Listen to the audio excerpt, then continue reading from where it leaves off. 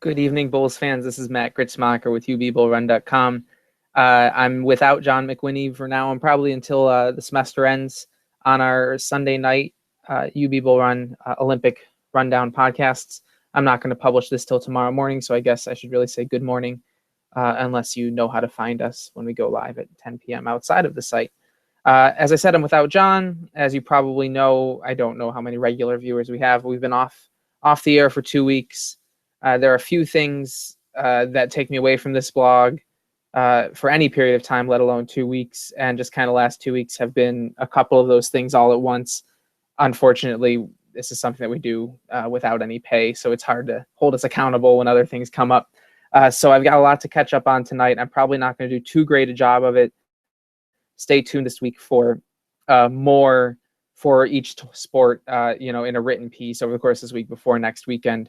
Really weird time to take 2 weeks off because the seasons are really hitting their stride of MAC play and wrapping down. The nice thing is if there's a part of the year to get caught like this, the spring's not a bad time when there's only a handful of teams going. Jumping right into it, team that I think had the most impressive weekend this weekend was women's tennis. Last weekend when we didn't have a show, they lost twice to Western Michigan, Miami 5-2. This weekend they were faced, now with a 2-2 record in MAC play against conference leading Ball State. Really pulled out a gritty come from behind win against the Cardinals, a home win at the Miller Tennis Center. This was after the two teams did not play last year because of external things to the MAC. As I said, the Cardinals were MAC leading. They'd won 15 straight conference matches, and the Bulls really had a strong come from behind win here. After the first two doubles pairings went one way and the other pretty quickly, UB lost the third doubles pairing in a tiebreaker to fall down, and they need to win 4 of 6 singles matches to do that. And in 6 singles matches there, with UB needing to win 4 of them went to 3 sets. That's I wouldn't say out of the question, but it's strange, and it makes for a long day and a very pressure-filled day. As I've already said, UB won against Ball State 4-3. They did win 4 of those 6 sets, 4 of those 6 matches in singles matches, and 3 of their 4 points came from those 4 matches that went to 3 sets. So you had a lot of pressure situations, come through for the Bulls. And the clincher was really at 5th singles, Sanjana Sudhir, who's had a very strong freshman year. Let me see if I can pull up her stats really quickly. At 5th singles, came from behind. She lost the first set 4-6, came back and won the second 6-2. Was tied 5-5 in the second, the last match going. Held her serve to go up 6-5 and then got a break point to win 7-5. And I think I focused more on fellow freshman Chantel Martinez Blanco, who has sat at second singles for much of the spring, has been very strong up there. But Sudhir's had a quite strong year going on. The stats are not updated for the last 3 matches, but as of 3 matches ago, she was 18-7 in singles play, including a 7-0 mark at 5th singles, which is where she was today. And so she's had a very strong year, kind of at the bottom of the depth chart, that important spot, areas where 6 singles, 5 singles means just as much as 1 and 2 if you get those wins. If you win the doubles points and then 3 through 6 singles every time, you're winning 5-2. So real impressive come from behind win for the women's tennis team. They are now 3-2 in the conference. And with this win over Ball State, showed they can beat anyone after a pair of 5-2 is not necessarily lopsided, but it's a pretty clear loss, there against Miami and Western Michigan. And those 3 matches are the 3 front runners in the conference.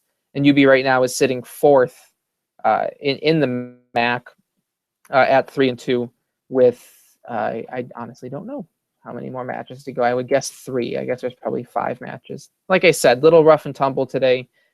Just trying to get back up to speed to do something and not go another week without a show. Yeah, so they have three matches left against Northern Illinois, Akron, and Bowling Green, and all 3 of those are teams that are below them in the standings. That match against Akron is really going to be the pivotal one. The Zips are 3-3 already, and the Bulls are 3-2. If UB can get up into that, if they can somehow leap Miami even without the head-to-head win and finish 3rd in the conference, that would be really, really, really big. And so women have bounced back from a from a losing streak. Next weekend is Northern Illinois and Akron.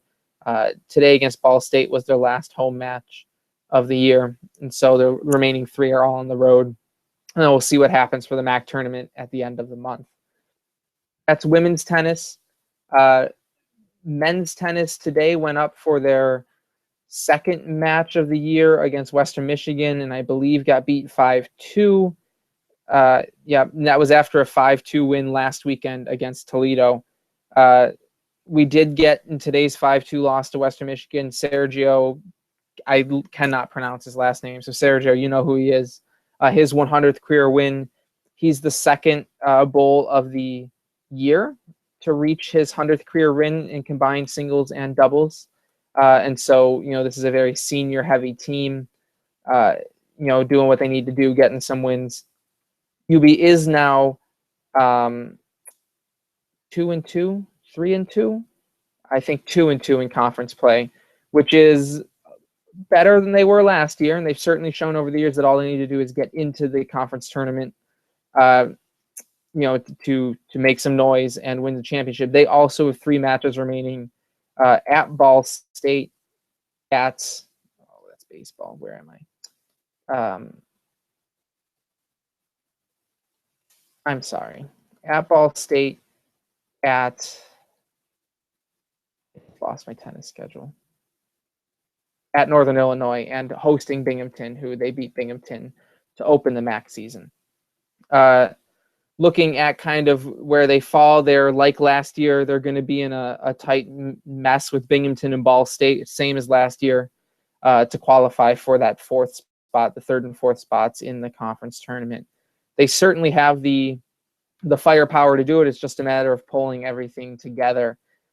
In today's loss to Western Michigan, UB started off ahead in doubles point and then couldn't win either at 2nd or 3rd doubles. And then they were only able to win 1st and 2nd singles from Pablo Alvarez and Sergio. And both of those were in 3 sets. And then Amar Hromich went down in 3 sets. And then at 4, 5, and 6, Akil Meta, Ethan Nittolo, and Tony Miller all went down in straight sets, but Tony Miller went 3. And so it would have been nice to see, just another point out of there. I was unable to follow the game, follow the match. Last weekend, I mentioned they beat Toledo 5-2. In that one, they won the doubles point and pretty quickly jumped out. It looks like 3-1, and then needed the clinching point at 5th singles from Ethan Nittolo. So, they've beaten teams that they need to beat, and it's just a matter now of closing out the season strong.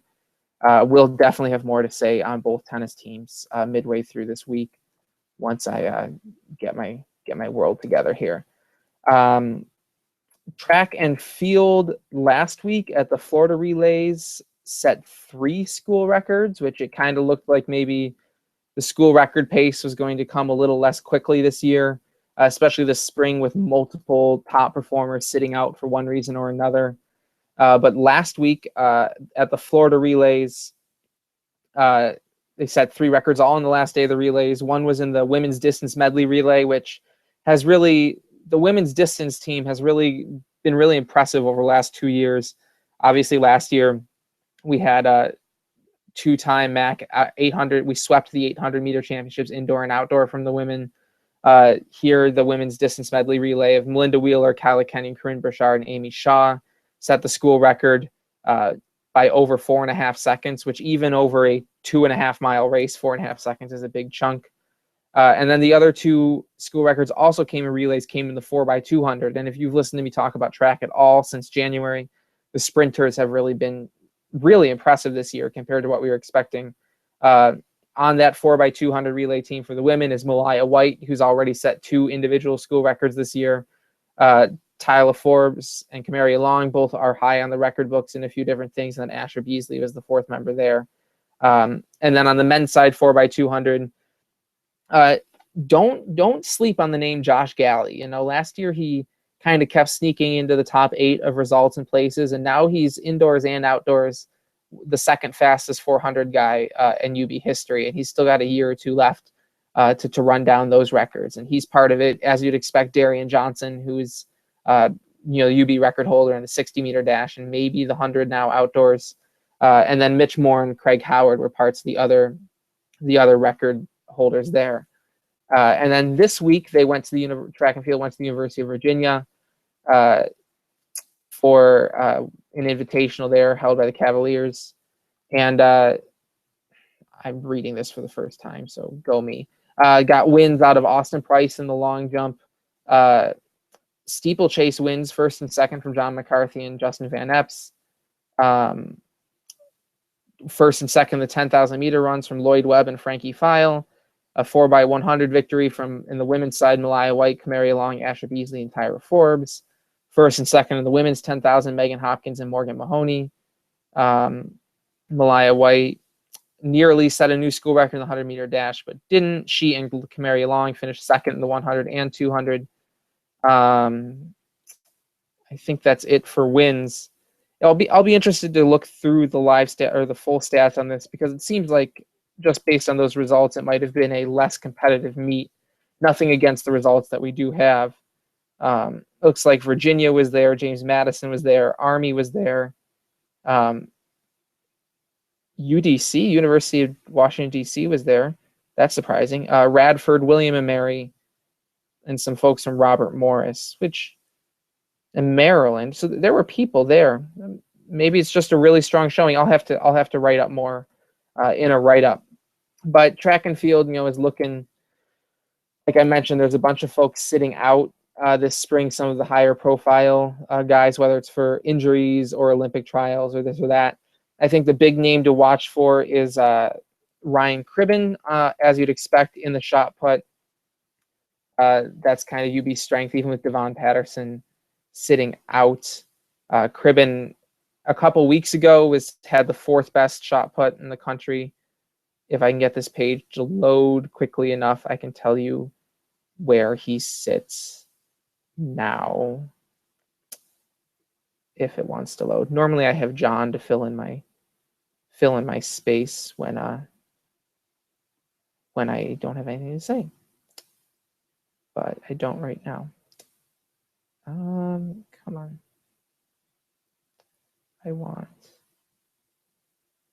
I guess I want that. I'm not sure. It's going to go slowly. Rowing is obviously in action. They started their season when we last did a show talking about the Murphy Cup. Just this past weekend, they had another go at the Connect Cup in New Jersey. Pretty crummy weather this past weekend up in New Jersey. There was some snow on and off throughout kind of the whole region. The varsity 8 boat was able to finish 7th, which was a solid, considering at their opening race in the Murphy Cup, only the novice 8, I think, advanced out of their heats. Maybe it was the novice 4. The novice 4 finished 5th. The varsity 4 boat did not advance out of their heat. The second varsity 4 did not advance out of their heat. And I think that's it. Rowing's always tough because there's really not that many different groups going on, and it's tough to get a storyline. I feel bad for rowing. I say it every time. If I can get anything to load here. Let's see. Can I do it this way? See if so. Buffalo's varsity 4 finished 4th in their heat. Second varsity 4 finished 6th in their heat. The Buffalo novice 4 advanced to the final. The varsity 8, I'm not sure if they advanced to the final. Let's see.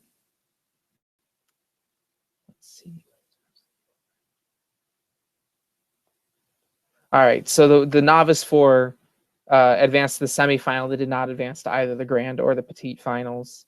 And then the varsity 8 also advanced to semifinal, did not advance to the grand or petite finals. So not the strongest, but a little bit better than at the Murphy Cup to see another boat advance out of the heats. They're next in action just this coming Sunday. Oh, in Fairfax, Virginia. Maybe I will go to that at the George Mason Invite, which is close to me. And so we'll see that. They've only got 2 more weekends now before the middle of May when they have their conference championships, which is in Mercer, New Jersey, where they were just this past weekend. So good to see rowing improve a little bit there. Let's see if I've got this page loaded for shot put. It looks like Ryan Cribben is sitting 5th in the East in shot put right now, which couldn't tell you if that's good enough or not to advance. Let's see. I don't know if I'm just on East, if that means anything. But Ryan Cribben is 5th in the East right now. I think he's got a decent shot of representing Buffalo at Nationals, which would be really nice. It extends the season, keeps us going. Baseball, Tim's done a good job of keeping us up to date on baseball. Just to talk it through, since we talked last, the Bulls dropped a midweek pair at St. Bonaventure, which really stunk. They had to host Eastern Michigan at St. Bonaventure, won the first game in an offensive explosion, and then dropped the second on Friday and then Saturday's game. This was last weekend, a pair of tight games. The same thing happened with Ohio this weekend. They won their first pretty comfortably, scoring a lot of runs, then dropped a pair of tight games. I think one of the ones today came on a walk-off win against the Bulls. Yeah, today's game saw them give up a run, in the 9th inning there against the Bulls. So UB's wins a few, loses more in baseball. We knew that this was going to be a little bit of a rough season. I think that Tim is talking about Vinny Milaro possibly being gone for the draft this year. A lot of guys leave after their junior season. He is hitting, where's his batting average? He's hitting .341 this year to lead the team by a wide margin. He's leading the team with 5 home runs. He's leading the team with 9 doubles. Let's see what else. He's got the most hit by pitches, for what it's worth.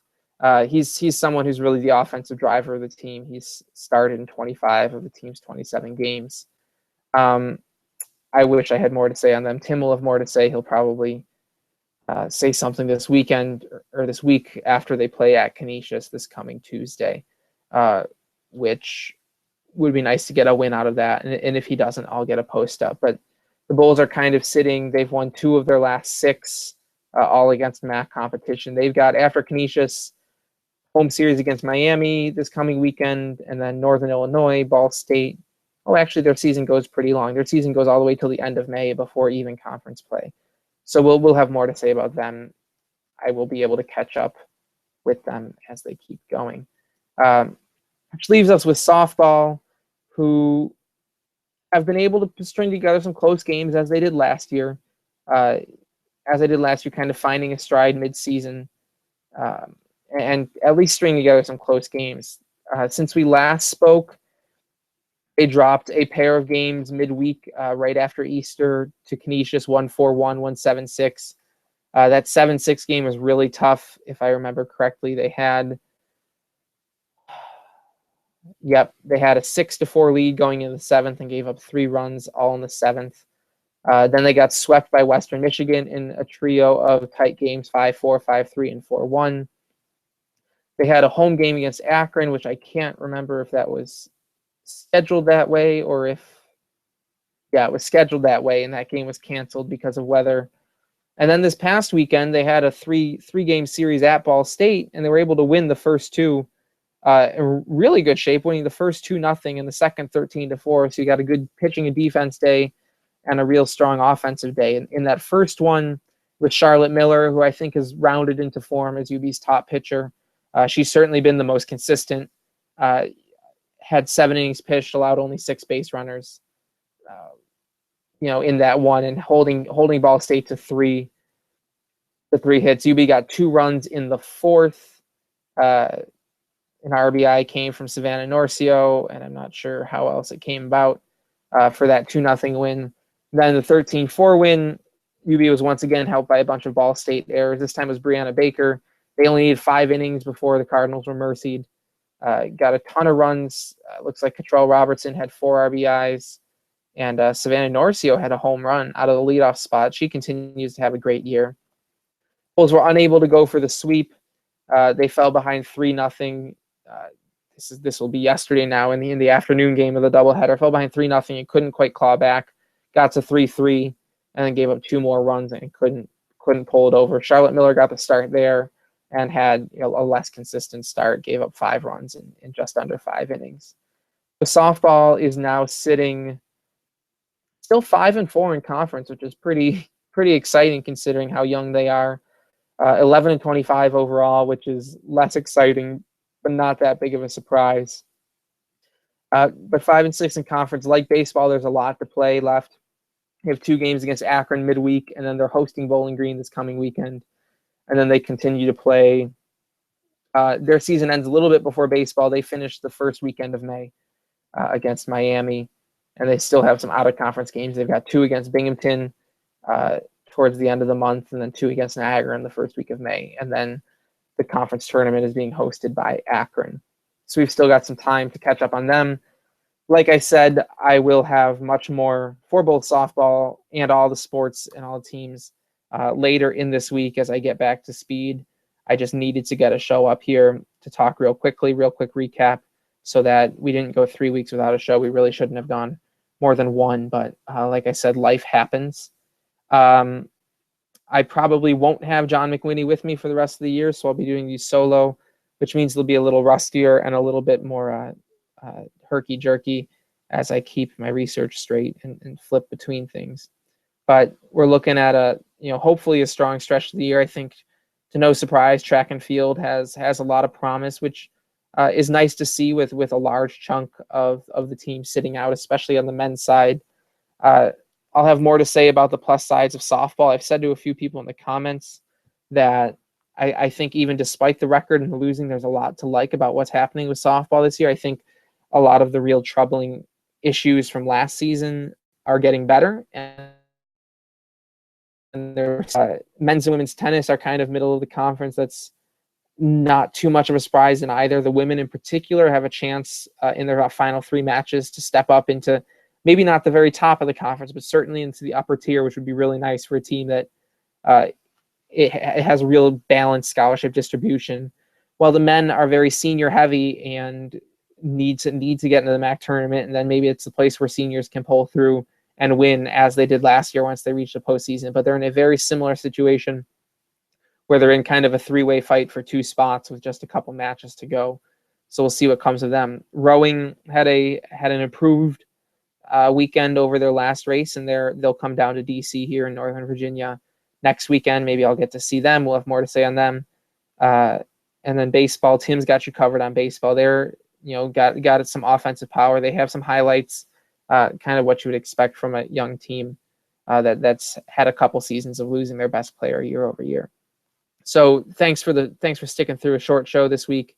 Thanks for sticking through a few weeks with subpar coverage, and we'll be getting back up to speed. For everybody at UB Bull Run, I'm Matt Gritzmacher. I'll catch you this week with many more articles on all these teams that speak a little more in depth. Have a good one.